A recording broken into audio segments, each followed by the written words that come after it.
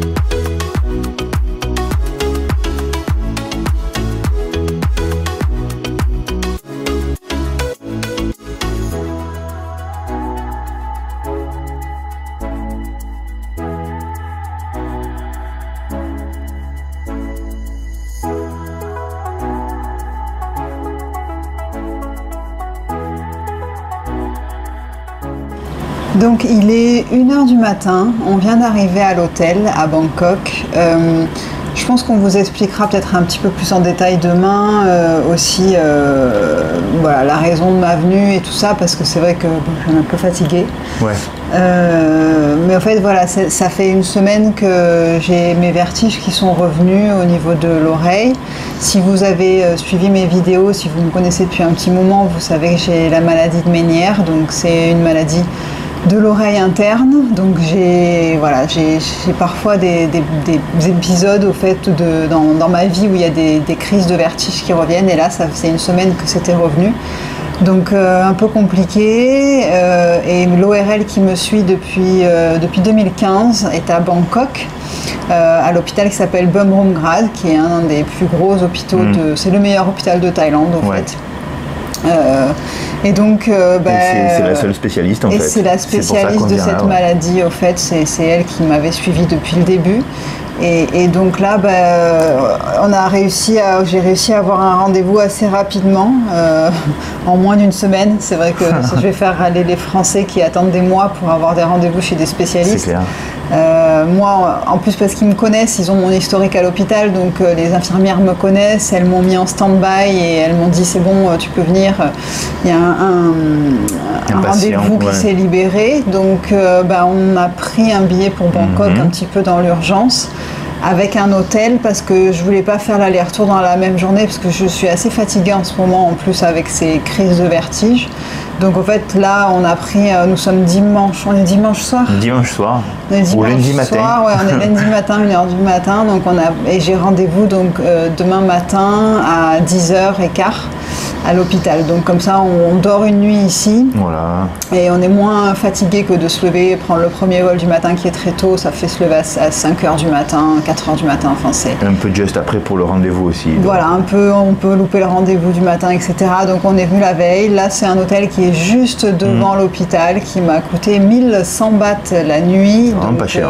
Non, c'est pas cher. En plein centre de Bangkok. En plein centre de Bangkok, devant l'hôpital, on a vraiment qu'à traverser la rue. Donc voilà, c'est pas le plus bel hôtel qu'on connaît, mais c'est simple et correct pour 1 nuit.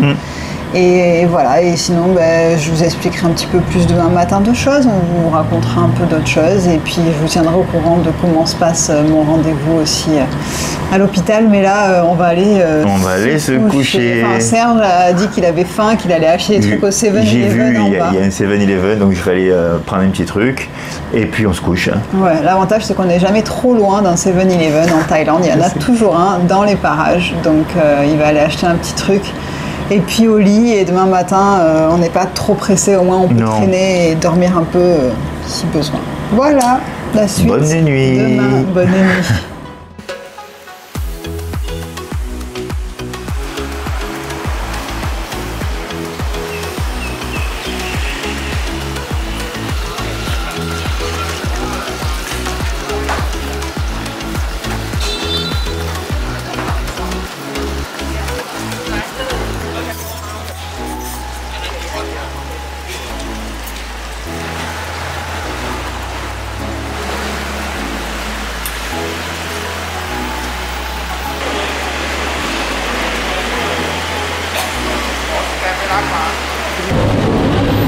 heure est-il? Il doit être 10h moins 20. 10h moins 20. Donc nous sommes à l'hôpital. On s'est réveillé à quelle heure? Vers 8h. Franchement, l'hôtel il est juste devant. À 50 mètres. Ouais, on peut pas être plus. Non, après on est dans l'hôpital au fait. Voilà. Donc, Tu es hospitalisé. Voilà. Et voilà, bon, on a dormi pas trop mal au final. Ouais. Moi j'ai eu encore des vertiges ce matin. De toute façon, là c'est tous les jours, plusieurs fois par jour. Pas des très violents comme j'avais eu au début de ma maladie, mais quand même, parce que aussi je suis sous traitement. Je prends des cachets matin, midi et soir. Là, ce que j'espère, j'ai rendez-vous, j'espère qu'elle va m'augmenter les cachets ou me donner d'autres cachets encore plus pour Parce que la première fois, tu avais eu d'autres médicaments aussi. Ouais, enfin ouais, je suis pas au top du tout. Là, il y a des moments où ça va dans la journée et d'autres où ça va pas trop. Là, ça va pas trop par exemple. C'est tout tangue autour de moi. On dirait que je suis sur un bateau qui bouge tout le temps. Donc en plus, du coup, j'ai plus d'appétit parce que ça me donne la nausée. Je la force à manger. Une force à manger. Et en fait, non, c'est pas, comme certains disaient, c'est pas les cristaux. Oui, parce que j'en ai parlé sur mon Instagram. C'est pour ça que des gens sont déjà au courant que je venais à Bangkok et que j'avais mes problèmes d'oreille qui avaient repris. Parce que les gens me disent « Ah, mais c'est rien, c'est les cristaux. » Bon, c'est gentil, mais vous inquiétez pas que si c'était juste les cristaux, depuis 8 ans maintenant, j'aurais su ce que c'était et ça aurait été si simple. Mais là, c'est pas un problème de cristaux. Parfois, il y a aussi un problème de cristaux qui se rajoute au vertige de Ménière. Donc des fois, je fais des combos, donc c'est encore plus sympa. Mais non, là, c'est la maladie de Ménière qui m'a été diagnostiquée ici, d'ailleurs, à l'hôpital Bumrungrad à Bangkok en 2015. Et depuis, j'ai pas eu de gros épisodes, mais là, oui, là c'est revenu. Et au fait, on ne sait pas vraiment d'où vient cette maladie, quoi. Alors il y a une part génétique. De génétique, de stress. Énorme part de stress. Donc bon, déjà moi génétique, dans ma famille, du côté de mon père, il y a des gros problèmes d'oreilles. Il y a beaucoup de personnes sourdes, beaucoup de personnes. Beaucoup, pas beaucoup. Si, ils ont tous des problèmes d'oreilles. Tout le monde est sourd, problème d'autospongiose aussi, enfin des choses comme ça. Et après, ça vient, en fait, c'est déclenché en période de stress. Voilà. Ces derniers mois, vous le savez, on a eu une grosse période de stress due à la mort de Peggy, qui nous a beaucoup affectés. Au final, ouais. Même si sur le moment et tout, on était triste, et puis on s'est dit bon, ça va, ça passe. Moi, c'est vrai que c'est pas passé vraiment. On y pense encore tous les jours. C'est pas facile. Voilà, donc je pense que c'est aussi ce contre-coup du stress qui sûrement a joué sur ça. Ce qui m'embête aussi aujourd'hui, c'est qu'on était de mariage d'amis à nous de France, de très bons amis à nous qui se mariaient, qui faisaient leur mariage en Thaïlande. Et du coup, on ne pourra pas y être. Donc ça nous fait de la peine aussi. Mais voilà, la santé passe avant tout et ils le comprennent aussi. Et nous aussi, même si ça nous fait de la peine, il faut quand même. De toute façon, j'y serais pas allée, du coup, il vaut mieux que j'aille à l'hôpital pour après être bien. Pour aller mieux après, ouais. Voilà. Là, j'ai rendez-vous donc à 10h15. On ne peut pas vraiment filmer dans l'hôpital avec la grosse caméra parce qu'ils n'aiment pas trop. Non, ils veulent pas, on ne sait pas pourquoi, mais ils veulent pas. Voilà, donc c'est pour ça là on est juste dehors et je vous dirai ferai un petit point après. Après on a l'avion mais il est 14h je crois. 14h quelque chose. Ouais. Donc on verra si on a le temps de marcher un peu, on verra comment je suis. Comment tu te sens, surtout. Voilà. Soit on part directement à l'aéroport, soit on va marcher un peu et après direction l'aéroport. Voilà, c'est un aller-retour express, mais c'est vrai que c'est quand même bien pratique d'avoir aussi cette possibilité d'aller à Bangkok pour pas très cher, parce que les vols sont pas très chers. Nous a payé un peu cher là, parce que c'était un peu de la dernière minute, mais sinon ça commence à 1200 bahts l'aller simple, plus la nuit d'hôtel qui coûte pas très cher, donc voilà, c'est quand même assez abordable. Et après, par contre, les frais d'hôpitaux, là, c'est pas donné. On va voir, je me rappelle plus, mais... C'est pas donné, mais bon, on a quand même une petite partie qui est couverte par la CFE, donc c'est mieux que rien. Voilà, écoutez, on vous retrouve après le rendez-vous. Après le rendez-vous. Chez le médecin.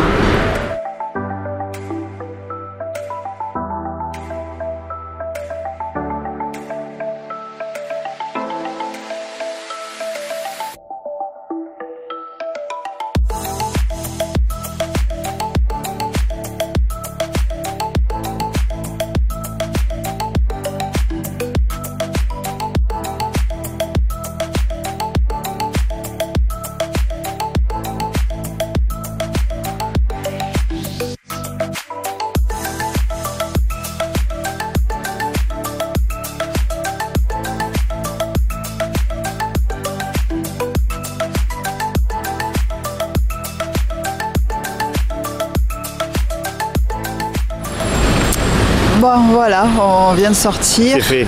Il est 11h20. Elle était un peu en retard, mais bon, franchement, ici, les médecins, ils sont jamais trop en retard. Allez, on va dire une demi-heure à attendre, peut-être. C'est toujours éprouvant pour moi, ces rendez-vous. Je suis jamais bien, ça me rappelle toujours des mauvais souvenirs, donc voilà. De toute façon, là, ce vlog, il est pas joyeux. Mais bon, c'est la vie, on vous montre aussi notre vie et on vous montre des moments bien et des moments moins bien. Donc voilà. C'est que là ça s'accumule quoi, entre Peggy et ça. Ce qui est d'ailleurs peut-être la cause, elle nous a dit, elle a demandé, elle a posé une question, elle a dit qu'est-ce qui s'est passé récemment, des stress. Donc voilà, c'est sûrement la cause à mon avis de la reprise de la maladie. Voilà, ouais. Donc maintenant... Donc décaché en plus. Décaché en plus, rendez-vous dans un mois. Ouais. Jusque-là, elle veut pas trop que je conduise, donc c'est ça qui est casse-pied, parce qu'en fait, moi, sans conduire mon scooter et même la voiture, je suis vachement limitée. Donc on verra d'ici quelques temps, si vraiment j'ai pas de crise d'ici une semaine, peut-être que je conduirai un peu, mais c'est vrai que comme les crises arrivent comme ça, mais vraiment. C'est-à-dire que même là, elle m'a fait le test des cristaux et c'est pas les cristaux, elle m'a bougé d'un côté et tout, ça m'a dit non, c'est pas ça. Rien à voir. Les crises arrivent sans que je bouge, même en plein milieu de la nuit, sans que j'ai bougé ou quoi, donc voilà. Donc là, rendez-vous dans un mois et on voulait en profiter en même temps quand on revient dans un mois parce que Serge voulait voir, vous savez qu'il a toujours un peu ses problèmes de ventre. Toujours le ventre gonflé. Toujours le ventre gonflé. Donc on va aller voir la spécialiste. Il y a une spécialiste gastro-entérologue qui est spécialisée dans le SIBO. SIBO.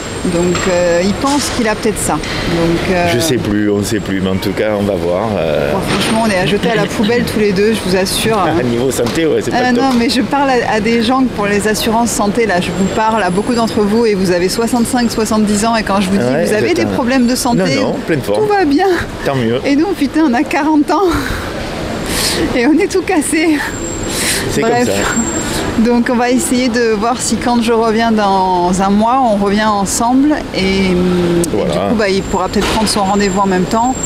Et si ça va mieux et ça ira mieux, on va rester positif, on va en profiter pour aller peut-être un petit tour dans Bangkok, on vous montrera peut-être le marché de Chatuchak et tout, moi j'aime bien, on était venus, j'avais adoré, donc enfin voilà, c'est dans un mois. Ouais, parce que là c'était vraiment, on est arrivé hier soir et là on va repartir à l'aéroport. D'ailleurs on va y aller.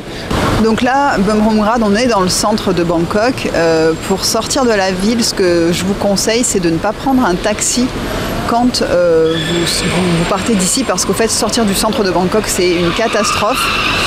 Vous savez que c'est une des villes qui est les plus embouteillées au monde. Hein. Bangkok, c'est horrible. Les taxis, ils mettent, pour faire 100 mètres, ils mettent 10 minutes. Ouais.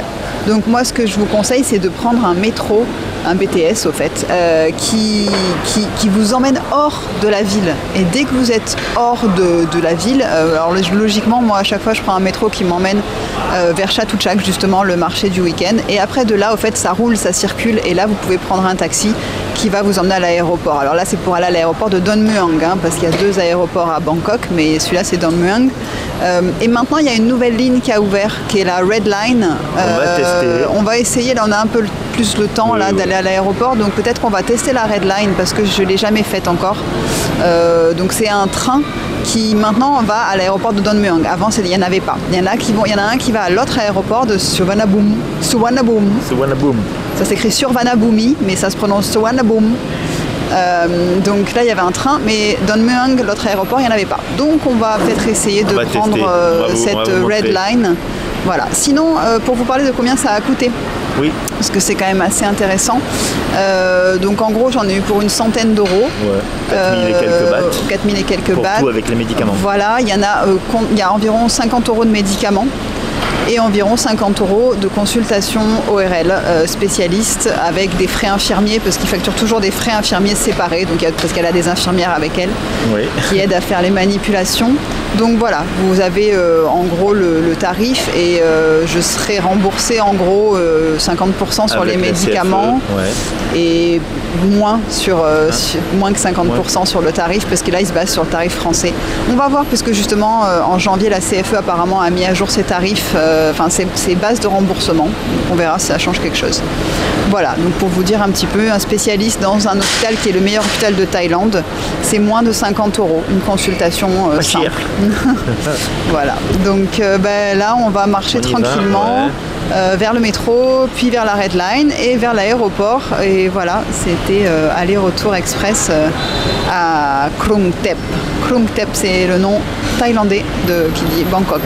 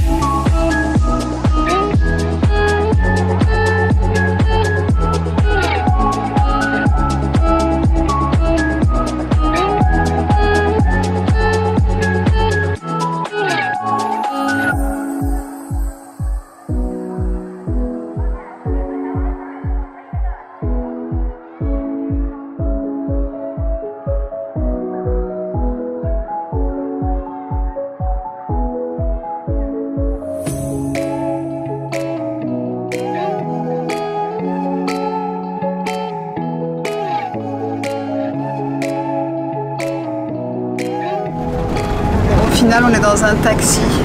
On a pris le métro, on est descendu, on voulait tester de marcher jusqu'à la Red Line pour aller à l'aéroport, mais au final on s'est dit que ça faisait un peu juste parce qu'il y avait 2 km de marche, plus encore une attente de train, plus le train, et en fait il faut qu'on soit à l'aéroport quand même d'ici une demi-heure, donc ça commence à être un peu juste. Donc on est descendu du métro comme prévu, on est sorti de Bangkok et on est vers Chatuchak. Et on prend le taxi comme ça, là ça sera plus rapide, on est direct. Et puis franchement là, les prix des taxis à Bangkok c'est tellement pas cher par rapport à Phuket que c'est vrai que oui, il y a les transports en commun en plus où là c'est encore moins cher. Là j'ai payé je sais pas 90 bahts pour 2 tickets de métro où on a fait quand même pas mal de stations. Mais là, ouais, les taxis, hier soir on a payé combien pour quand on est arrivé? J'ai donné 300 avec le pourboire. 300 bahts et on s'est fait 20 km de route, voilà. Donc voilà, c'est vraiment à Bangkok. 3 fois moins cher. 3 fois moins cher qu'à Phuket. Donc pour nous en fait, des fois on se dit ouais bon on va marcher pour aller prendre un truc, on va se fatiguer, on va payer bon pas cher, mais au final les taxis sont vraiment pas chers à Bangkok. Donc là on est dans le taxi, direction l'aéroport de Don Mueang. On a un peu faim là maintenant, ouais. Quand ça commence un peu, donc on va voir si on mange à l'aéroport ou pas. Et au moins on n'est pas trop stressé parce que quand même on sait jamais si on a. J'aime jamais arriver juste pour les aéroports. Moi ça me stresse.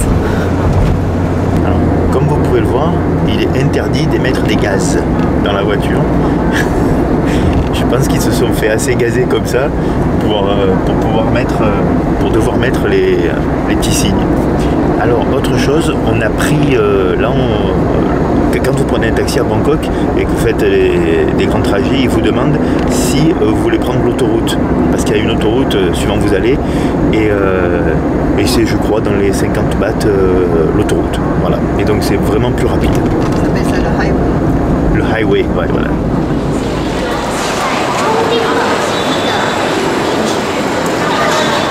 Je vais faire pipi. C'est bon, on est arrivé à l'aéroport. Voilà, on va pouvoir manger. On va manger un bout, on va passer... Oh, il y a tout le temps faim de toute façon. Moi j'ai pris les cachets directement aussi qu'elle m'avait donné, comme ça ça va commencer à faire effet un peu en même temps. Et voilà, et c'est parti. On va voir si l'avion est à l'heure, j'ai même pas regardé du coup, on va regarder ça.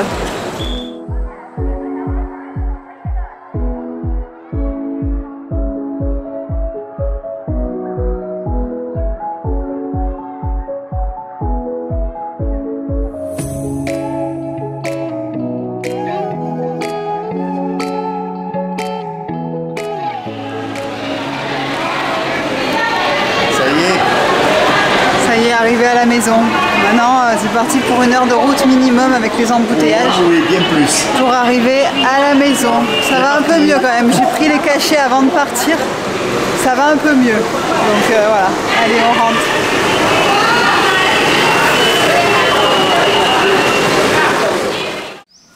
Et un petit coucou, je vous retrouve dans le jardin.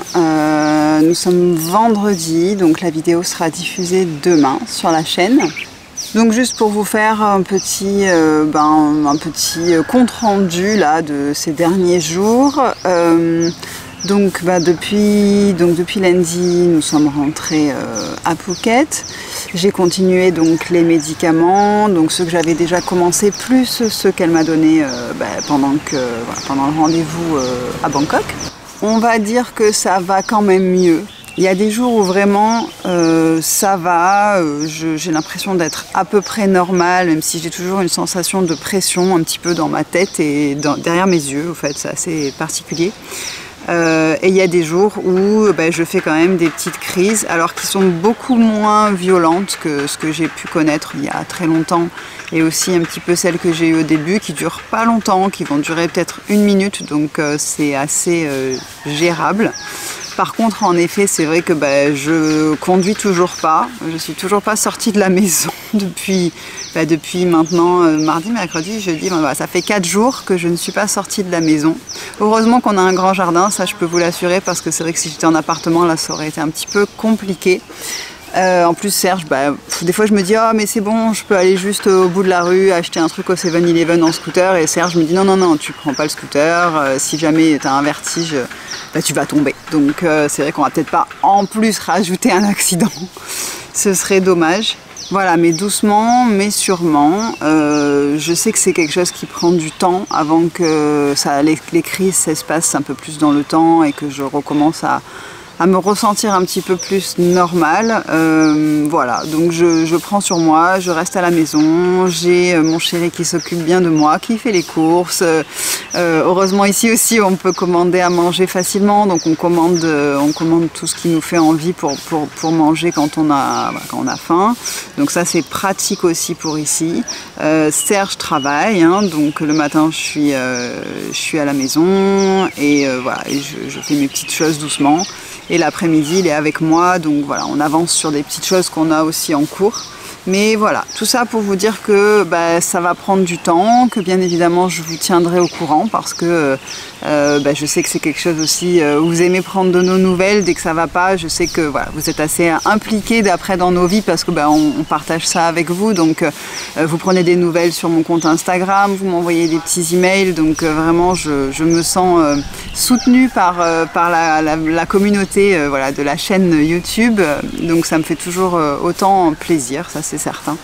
À Phuket, on entame la saison sèche. Je ne sais pas si vous voyez le jardin derrière moi, mais c'est vrai qu'il commence à être moins vert que d'habitude, parce que là, ça y est, il n'a pas plu depuis un bon moment, ou alors on a des petites averses, mais pas assez pour vraiment arroser. Donc là, j'ai commencé à arroser les plantes.